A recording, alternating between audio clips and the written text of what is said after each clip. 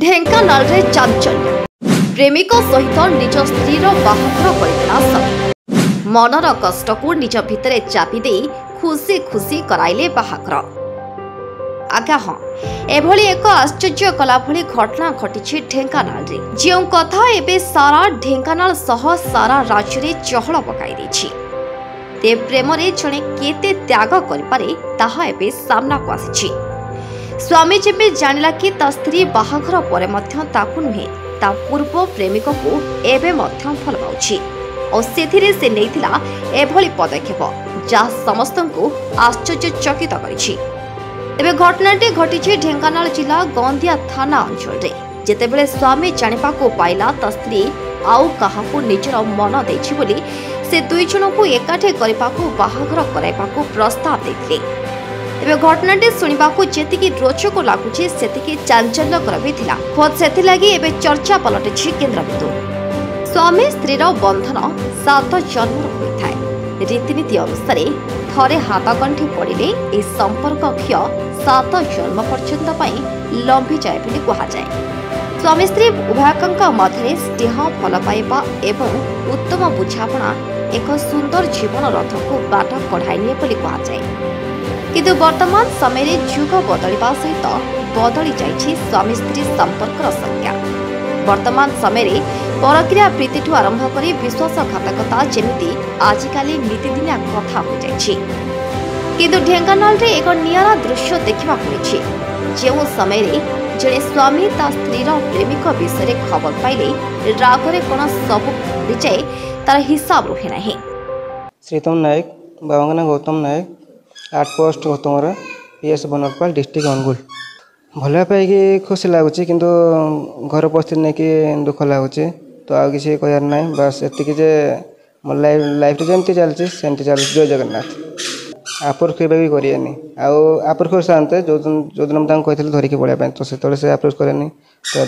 घरे एक्सेप्ट करेनि एटा माँ अलरेडी जानी सारे तो अलरेडी फोन भी आसला बाबा सान भाईर अलरेडी समस्त आसला तो एटा आप्रोच के भाई हेनी 8 वर्ष है हाँ अपोज करी झील घर जानते बाबा सहित मुझे डायरेक्ट कथा होती फोन रे से कहले कि नाई अदर कास्ट तो आम एमती किसी करें घर को झील को फोर्स करके मैरेज करते मैरेज कलापर भी तो से रही पारे तो से कंटाक्ट कले तो कंटाक्ट कर पुणी से भल पाए स्टार्ट है भल पाए से पचारे से कहे कि कहीं जापारे से मत कहले कि मो फैमिली में बाबा एमती कले बाबा मोर जे बो मोर जे किंतु मुझे भी क्वेश्चन कर बाबा बो मजा ना कि कले कि बाबा मलेनि तो किसी कहीपर तो ना कहल ना ए मीडिया कही ना जदि भी किसी एनकेस है तो मो एड्रेस मो ना गाँव मो जहाँ भी किसी मोर स्टेप ने कि एटा बिना विदाउट कहीं मु बचता फोन तो किसी भी हेनी आईटा भी कहूँ जे आइदर एंकर आग रखिकी हो कि जन्म जन्मतर आनली माने जी भी जहाँ किसी कले मुझे छाड़ियार ना। सेमिति समाज रे जणे स्वामी ता स्त्रीर प्रेम संपर्क रे जाने ता उपर राग अभिमान न करी बरम विवाह कराइछि पूर्व प्रेमिक सह। प्रियंका बारी कंटावणे कंटावणे कोठी बाहिदिला अन्नपुर केते वर्ष होला 3 वर्ष भल पाइबा केते वर्ष होला 8 वर्ष 8 वर्ष सब जण भल पाउथि कोन ठीक आइ बा निजे इच्छा रे माने घरे फोर्स करथिले तापर सासुर के दिन थिला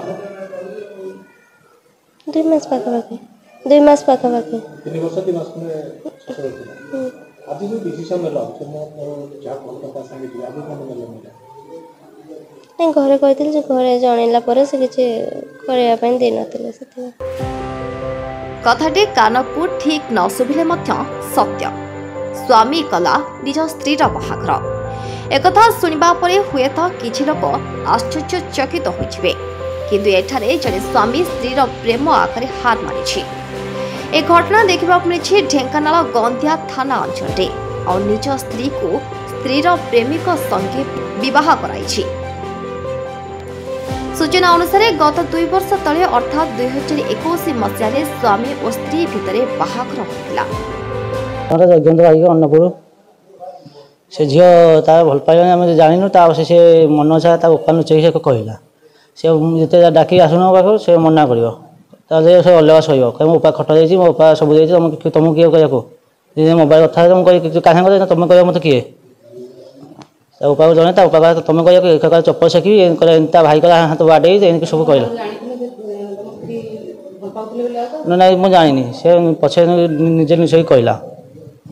ତାହେଲେ ନୋଟ ହେଲା ସେ ଯାହାଟେ କହିଲା ମୁଁ ଭଲ ପାଇଛି ତୁମ ସାଙ୍ଗରେ ରହିବାକୁ ଚାହୁଁନି ମୋ ଉପା ଲୁଚେଇ ବାହାର କରିଛି ଆମ ଘରେ ରହି ଯାହା ହେଇଛି 15 ଦିନ ସେ ରହିଥିଲା ତା ଉପା ଡାକିକି ଲୁଚେଇକି ଆସିବ କହିବ ଦିନ କହିଲା ହାତ କାଟିଦେବ ମିଛ କହିଲା କହିଲା ଦିନ କହିଲା କୁଅ ଡେଇବି ଏମିତି ସବୁ ଆମକୁ ଯାହା ଲୁଚେଇ କହିଲା ହଁ ଥାନାକୁ ଜାଣନ୍ତି ଆମ ସରପଞ୍ଚ ଜାଣନ୍ତି ସରପଞ୍ଚକୁ କହି ଡାକିଲୁ ସେ ଫାଇନ୍ କରିବ ସରପଞ୍ଚ କହିଲା ସେ ଯାବ ତାଙ୍କ କହିଲା ଆମେ କିଛି ବୁଝିବୁନି ସେ ଯାବ ସେ ଯାହାଟେ କହିଲା ହଁ ସେ କ'ଣ ତାକୁ ସେ ମନା କଲା ମୁଁ ଭଲ ପାଇଛି ମୁଁ ଯାହା ସାଙ୍ଗେ ପଳେଇବା ମୁଁ ଚାହୁଁଛି ଆଉ ଏଠି ରହିବାକୁ ଇଚ୍ଛା ନାହିଁ କାଲି ରାତିରେ ଶୋଇନି ଦୌଡ଼ି ଦେବାକୁ ଯାଉ ବିଷ ଖାଇବା ଯାଉଥିଲା ଆଉ ଥାନାକୁ ଜଣାଇଛି ଥାନାକୁ ତାକୁ ଛାଡ଼ିଦେବ ସାଙ୍ଗେ ସାଙ୍ଗେ ଘଟେ ଆସିକି କିନ୍ତୁ ଶ୍ରୀ ପ୍ରିୟଙ୍କା ପୂର୍ବରୁ ଢେଙ୍କାନାଳ ପାଖ ଜିଲ୍ଲା ଅନୁଗୁଳର ଜଣଙ୍କୁ ବହୁତ ଭଲ ପାଉଥିଲେ ଖୋଦ୍ ସେଥିପାଇଁ ବାହାଘରର ମାତ୍ର 15 ଦିନ ପରେ ଶାଶୁଘର ଛାଡ଼ି ବାପଘର ପଳାଇଥିଲେ ପ୍ରିୟଙ୍କା ଏହାପରେ ଅନେକ ବାଦ ବିବାଦ ପରେ ଶାଶୁଘର ଲୋକଙ୍କ ଚାପରେ ଫେରିଲେ ସତ କିନ୍ତୁ ପ୍ରେମିକକୁ ଭୁଲି ପାରୁନଥିଲେ ପ୍ରିୟଙ୍କା ସବୁ କଥା ଜାଣିବା ପରେ ସ୍ୱାମୀ ପୂର୍ବ ପ୍ରେମିକ ଓ ସ୍ତ୍ରୀକୁ ଏକାଠି କରିବା ପାଇଁ ଥାନାର ଦ୍ୱାରସ୍ଥ ହେଲେ ଓ ନିଜ ସ୍ତ୍ରୀର ପ୍ରେମିକକୁ ପଞ୍ଜକି ସମ୍ପର୍କ କରି ତାଙ୍କୁ ଥାନାକୁ ଡକାଇଥିଲେ ଆଉ ଏସବୁ ଜାଣିବା ପରେ ନିଜର 8 ବର୍ଷର ପ୍ରେମକୁ ସାକାର କରିବା ପାଇଁ ଥାନାରେ ପହଞ୍ଚିଥିଲେ ପୂର୍ବ ପ୍ରେମିକ ସବୁ କଥା ଜାଣିବା ପରେ ଶେଷରେ ମନ୍ଦିରରେ ନିଜ ସ୍ତ୍ରୀକୁ ପ୍ରେମିକ ହାତରେ ଟେକି ଦେଇଥିଲେ ସ୍ୱାମୀ ଓ ଶ୍ୱଶୁର ଲେଖି ଦେଇଥିଲେ ଭିନ୍ନ ଏକ ପ୍ରେମ କାହାଣୀ ତେବେ ଘଟଣାଟି ଏବେ ସାରା ରାଜ୍ୟରେ ଏକ ଚାଞ୍ଚଲ୍ୟ ସୃଷ୍ଟି କରିଛି ତେବେ କ୍ଷେତ୍ରରେ ନିଜ ସ୍ତ୍ରୀକୁ ପ୍ରେମିକ ହାତରେ ଟେକିଦେବା କେତେ ଦୂର ଠିକ୍ ତାହା ବିଭିନ୍ନ ମହଲରେ ଆଲୋଚନା ହେବା ଲାଗିଛି କିଏ ପ୍ରଶଂସା କରିବା ବେଳେ ଆଉ କିଏ ଏହାକୁ ଘୋର ନିନ୍ଦା ମଧ୍ୟ କରିଛନ୍ତି। Bureau report Odia express.